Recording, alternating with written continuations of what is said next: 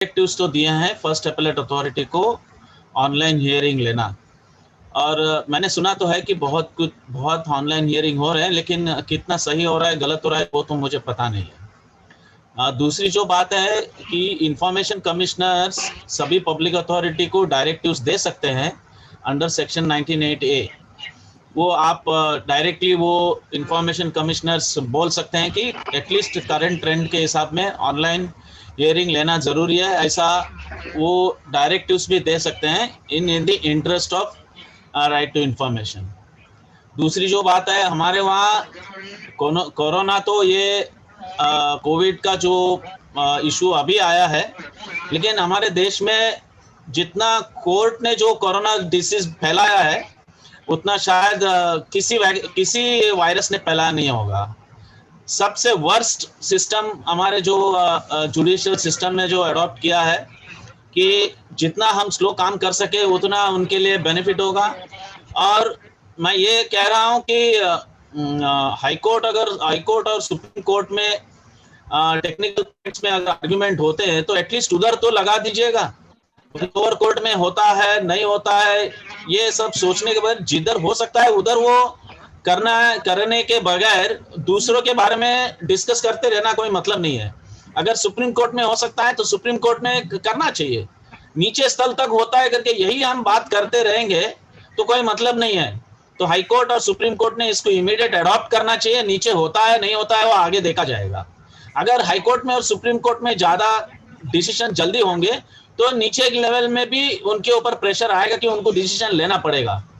दूसरी जो बात है कि बहुत बड़े एडवोकेट्स, मैं कहता हूं कि सुप्रीम कोर्ट के एडवोकेट्स ही वर्चुअल हियरिंग नहीं चाहते हैं।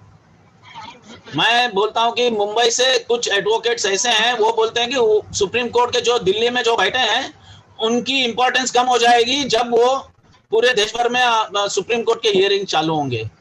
तो ये अभी एक ही हमारा कहना है कि लोगों का ही दबाव से ये काम जल्दी हो सकता है। ना एडवोकेट्स इसके ऊपर काम करेंगे, ना जजेस काम करेंगे, ना कोई काम करेगा, लोगों का ही दबाव से ये काम हो सकता है।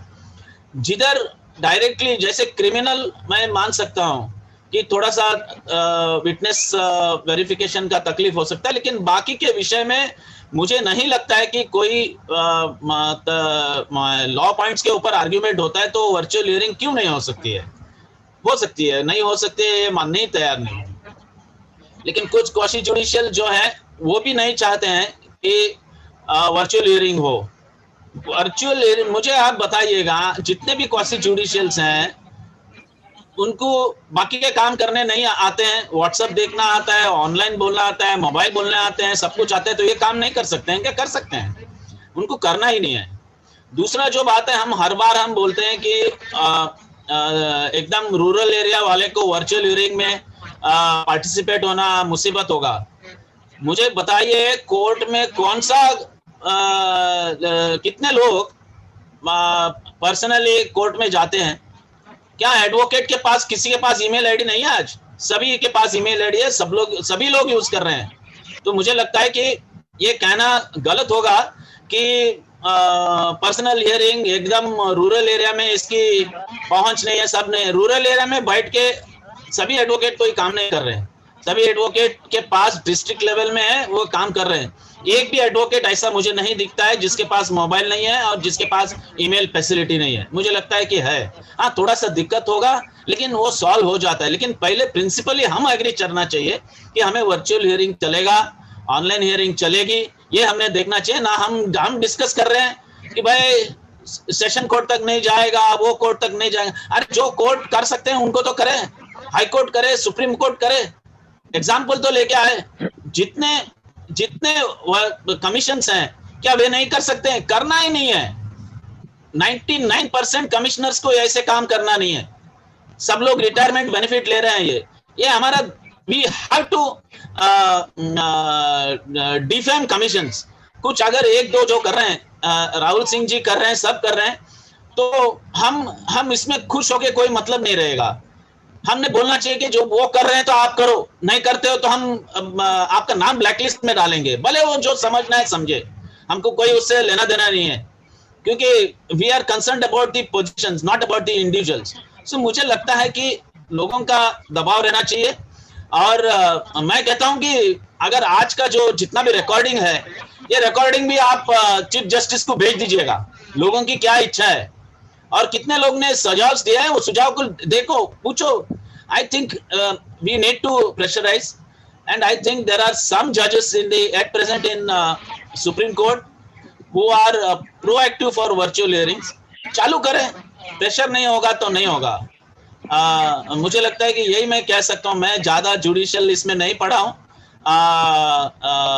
लेकिन जो लोग काम कर सकते हैं वे भी नहीं करते हैं। और मैं कहता हूं कि सभी फैसिलिटीज, जैसे शैलेश जी ने कहा है कि सभी फैसिलिटीज नीचे दिया गया है, करना ही नहीं है इनको। आपको क्या लगता है कि मैजिस्ट्रेट बहुत एकदम सीधा साधा आदमी है? अरे I will not be, I should not hinder, and we should not hinder to say that the magistrates are the culprits many times, who are just postponing the matters, just giving some different orders. हर बार क्यों जाना चाहिए? आप simply देखिए, government is the highest user of the courts. आपको मैं एक बात बताता हूं, रत्नाकर गायकवाड़ जो इंफॉर्मेशन कमिश्नर थे, जब हमने बृहन्मुंबई महानगर पालिका में RTI technical advisory committee form की थी, जब आज के चीफ सेक्रेटरी जो कुंटे म्युनिसिपल कमिश्नर थे, at least RTI technical advisory committee बनाए। बाद में, उसके बाद में मैंने एक सेक्शन 18 के तहत कंप्लेंट करके, सजेस्टिव वे ऑफ कंप्लेंट करके, गायकवाड़ जी जब थे, तो मैंने कहा कि स्टेट लेवल में इम्प्लीमेंटेशन की एक टेक्निकल एडवाइजरी कमेटी बननी चाहिए। तो उन्होंने ऑर्डर दिया कि इस आधार पे स्टेट लेवल आरटीआई इम्प्लीमेंटेशन करने की टेक्निकल एडवाइजरी कमेटी बन जाए, और ये ऑर्डर भी निकला इंफॉर्मेशन कमिश्नर से। ऑर्डर निकलने के बाद में, आप मानेंगे नहीं है, स्टेट गवर्नमेंट हाईकोर्ट गई और कहा कि इस ऑर्डर को उन्होंने स्टे ले लिया 2015 में। आज 4 साल हो गए, ना उसका कुछ हुआ है ना कुछ हुआ है। तो कौन यूज कर रहा है? छोटी छोटी बातों के लिए गवर्नमेंट जाती है कि कोर्ट में जाके स्टे ले लेती है।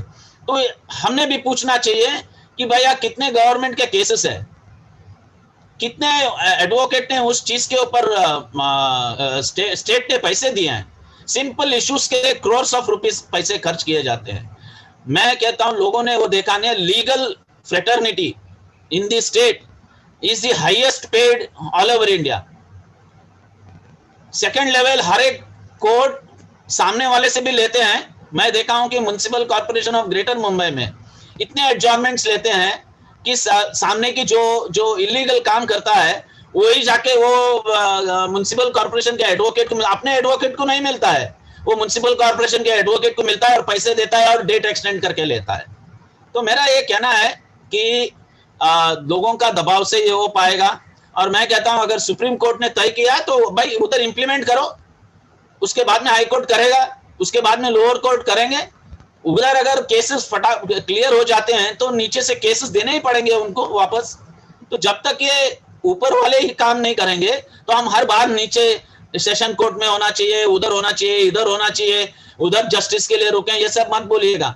उधर से जो कम से कम हाई कोर्ट और सुप्रीम कोर्ट में गए हैं उनको जस्टिस मिले। तो मुझे लगता है कि ये दबाव ऊपर ही होना चाहिए, ऊपर से बाद में नीचे आ जाता है। दो डिपार्टमेंट्स हैं जो वाटर फ्लो ऊपर से होता है। एक तो कोर्ट डिपार्टमेंट, सुप्रीम कोर्ट ने अगर ऊपर से पानी छोड़ दिया नीचे जरूर पहुंचेगा। पुलिस डिपार्टमेंट में जो ऊपर से पानी छोड़ दिया नीचे पहुंच जाएगा। लेकिन गवर्नमेंट एक ही डिपार्टमेंट ऐसा है कि जो ऊपर से पानी छोड़ा तो नीचे नहीं पहुंचता है। चीफ सेक्रेटरी ने बता दिया, बात मानेंगे नहीं, लेकिन नीचे से ऊपर दबाव जाएगा तो कुछ कायदे आ जाएंगे। ये दो डिपार्टमेंट जो हैं, ऊपर से आप पानी छोड़ो नीचे पहुंचेगा ही नहीं, बोलेंगे ही नहीं। ये सुप्रीम कोर्ट ने बोलना कि भाई नीचे स्तर पर सुनते नहीं है, कुछ नहीं, सब सुनते हैं, सुनाना ही नहीं है तो कहा क्यों नहीं होएगा। मेरा ये कहना है, बस। धन्यवाद।